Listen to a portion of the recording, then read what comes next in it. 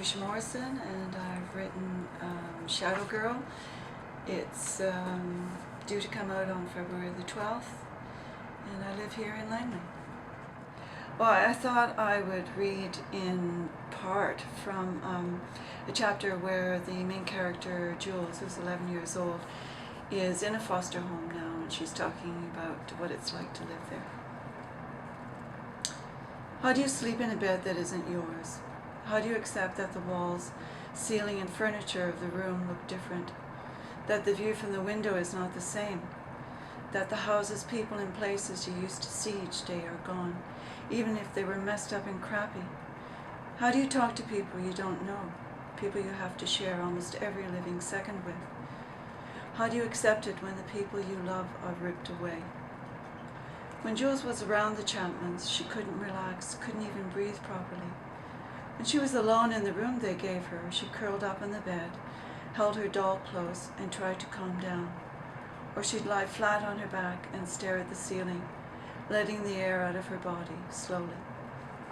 She couldn't bear to be without her doll Maggie, especially at night. She's the one thing I can care for in this uncaring place. Jules didn't take Maggie anywhere else in the house. In the morning, she hid her in a secret spot in the closet. No one was going to see or touch her. Each weekday, the girls ate their breakfast with Mrs. Chapman, then left for school. It was a long walk away, so they were gone by the time Jules came down to the kitchen. Mrs. Chapman usually hummed along to the music on the radio while she cleared up.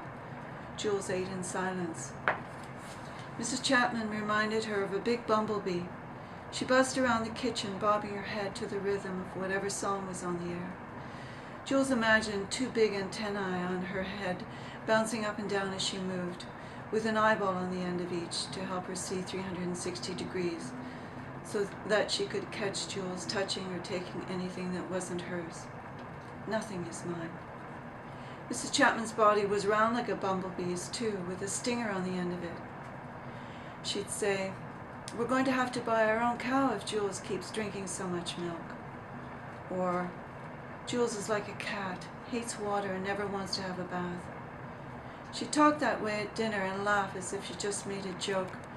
The girls would look at each other and smirk. They knew it wasn't funny. "Get your breakfast and make your lunch, or you'll be late for school. Talk to me when the soap opera's over. Put your uniform in the laundry. Don't fight with the girls over TV. Where are you going? When are you coming back? Stay away from the fridge. Go out and play. Do the dishes. Clean up. Time for bed." That's all Mrs. Chapman ever had to say to Jules. She loved shopping, sewing, watching soaps, and fussing over the girls, her precious girls. She never asked Jules about herself, school, friends, or her dad. Just as well, she looks at him like he's got a contagious disease. Jules couldn't say or do anything that felt normal in that house, even though it had been 5 weeks since she'd come to stay with the Chapmans. And even though she tried to be friends with the girls, some kind of invisible barrier stood between them. Veronica never answered back right away when Jules spoke to her. It was as if there were a delayed response button on her vocal cords. She'd stare at Jules first, which made Jules feel like she just said something weird or stupid. That if Jules took a few moments to think about it, she'd know exactly why it was weird or stupid. Then she'd say, "What?" and Jules would have to start all over again. Veronica studied night and day. After finishing grade 13, she wanted to go to university. Her world was school, friends, and boys, in that order. Maybe she thinks I'm childish or bad. Marilyn was interested only in sports and boys. She was one of those pretty popular girls who know who to talk to and who to ignore. Mr. and Mrs. Chapman gave in to her on everything, even over Veronica. Mrs. Chapman often said that Veronica got the brains in the family, but Marilyn got the looks and personality. They looked at Marilyn with smiles full of pride, as if they couldn't believe they'd created a person so unlike themselves. Marilyn complained about Jules endlessly. "Jules ate the last cookie. Jules doesn't clean up the bathroom properly.